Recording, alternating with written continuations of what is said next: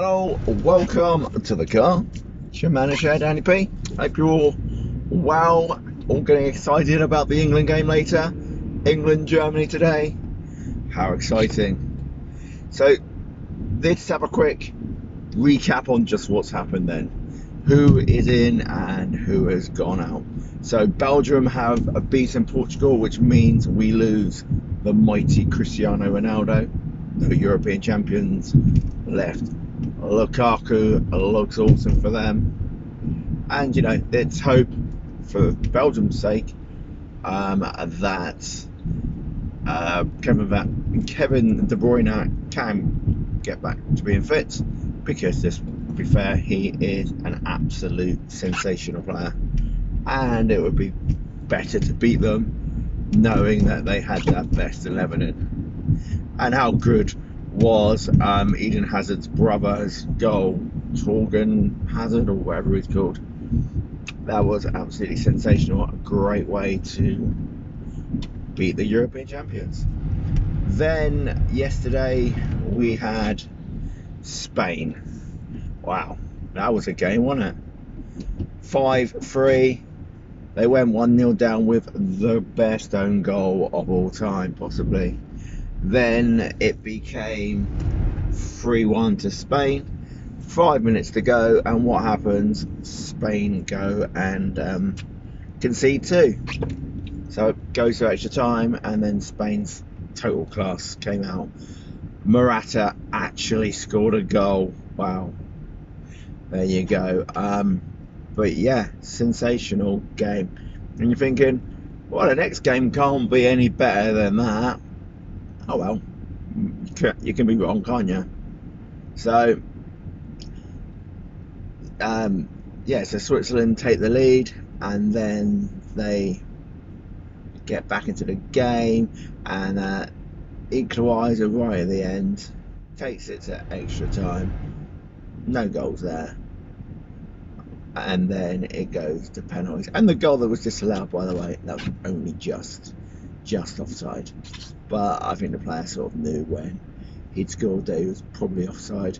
But yeah, 3-3, and then Mbappe, who hasn't scored in this tournament and is now not going to score in this tournament because France are going home, because that was that.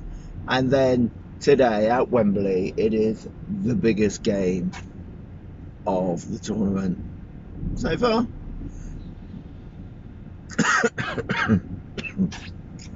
I'd say it's the biggest game of the group stages so far, because, well, I suppose Portugal and Belgium, you know, world's #1 team against the European champions, you could argue that that's bigger. But this game, you know, it's England Germany. It doesn't get any bigger than that. You know, we beat the Germans in 2 world wars. Mind you tell the Russians that, and they say no, we beat the Germans in the Second World War. And when you look at the casualties, yeah, they probably have a right to say that, but that's past history. We're going British pride. We beat the Germans, so come on, England, let's do this. Let's make us proud. Come on, Gareth, you can do it. What I do like about England at the moment is how bleeding boring they are to watch. You know, we couldn't beat the Scots. We get a couple of 1-0 wins, and yeah, hey, there you go, best team in the world. But yeah, we'll settle for that. You know, a couple of goals from Sterling. That's all we need. We don't need to be winning 3 or 4-0. We don't want to show off yet. We'll leave that for the final. Harry Kane, don't worry about it. You know, your time will come. You can't not have Harry Kane on the bench though, because you know that he will eventually, give him a chance, put a ball in for him, he's probably going to score. He hasn't had any supply in the first 3 games, so of course he's not scored. You know, look at what Ronaldo's done. He scored 5 goals, and that was because he's been genius, but also his team around him create opportunities. They drag players apart. Let's do some of that. Also, It's unlikely that Mason Mount, easy for me to say, Mason Mount will be playing today. It's unlikely because of his coronavirus having to stay isolated. Him and Chilwell. Well, Chilwell didn't play anyway in the first 3 games, so it's not such a problem for him. But we want Mason Mount obviously able to play, but Gibby on the bench. I think, Jack Grealish did enough to warrant staying in the team. Also, he offers something that we don't have from anyone else, which is someone who is going to cause trouble and get us a few bookings or free kicks. So that's good.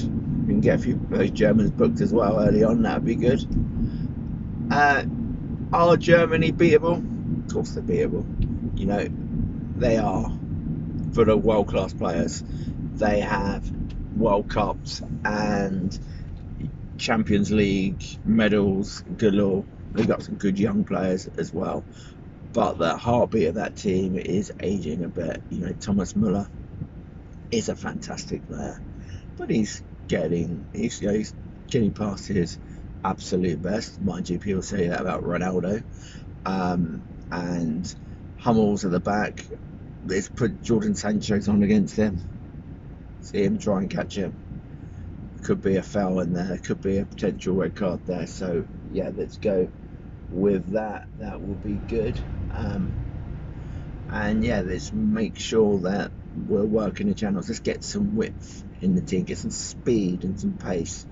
If you give the Germans the ball, they won't give it back. So let's not give them the ball.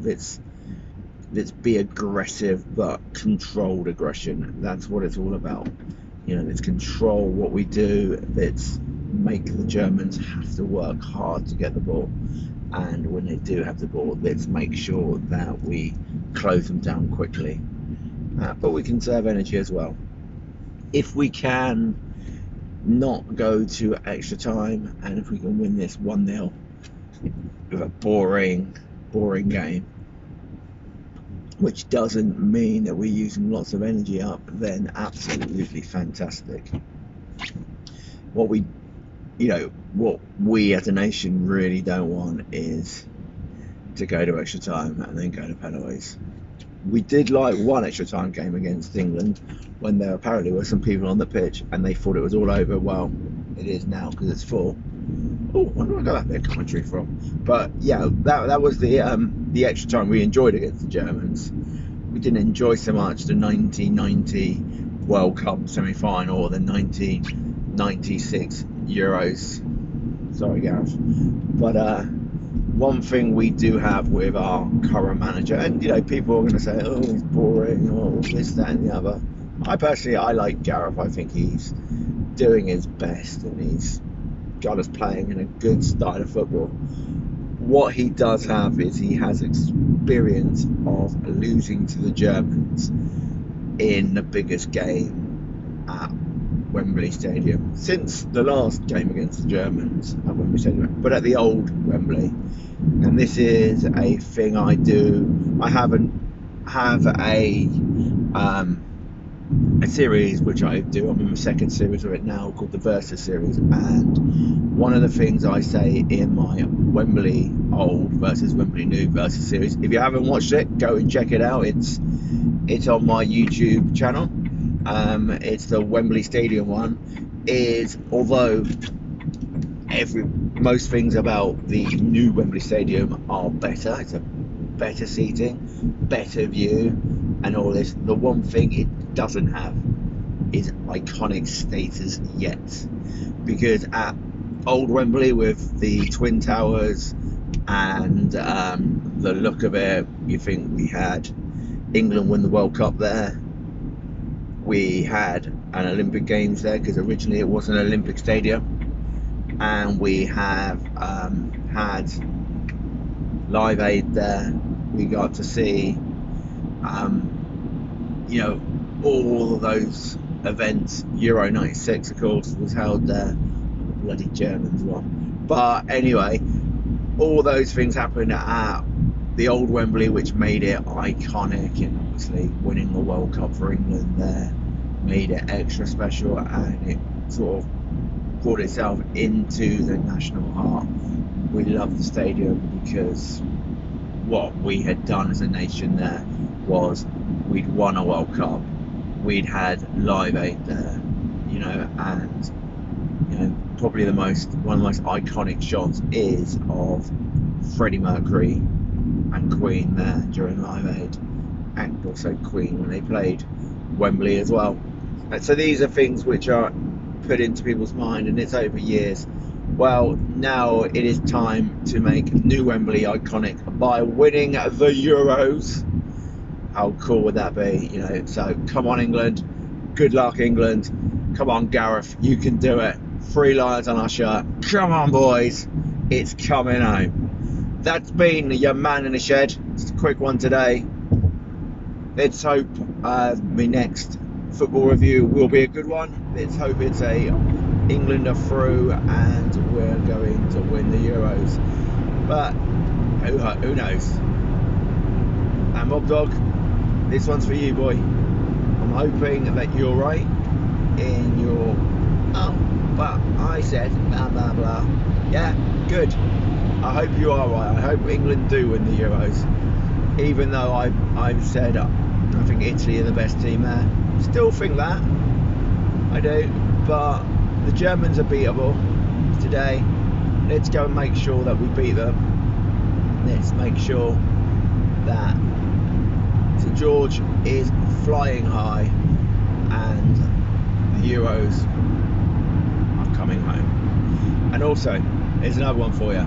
If we don't win these Euros, and if we don't win the next World Cup in next year, next Christmas actually, the next World Cup, if we don't win that, then if obviously coronavirus being a thing, if all going well, and the next Euros are in 2026, no, hang on, no, it'll be the next World Cup after Qatar. So if England don't win this Euros, they don't win the next World Cup, and they don't win the next Euros, which are in Germany in 2024, then in 2026 it will be 60 years of hurt, no longer 30 years of hurt, which would mean 3 Lions would be 30 years old. There you go, there's a scary thought for you people. It's 25 years at the moment old, so it's 55 years of hurts, but it never stopped us dreaming. Anyway, this is your man in the shed, driving down the motorway, loads of traffic, not too bad though, at least it's moving, at least these lorries aren't getting out of the way. But yeah, 55 years of hurts, but it's never stopped us dreaming. See ya pals.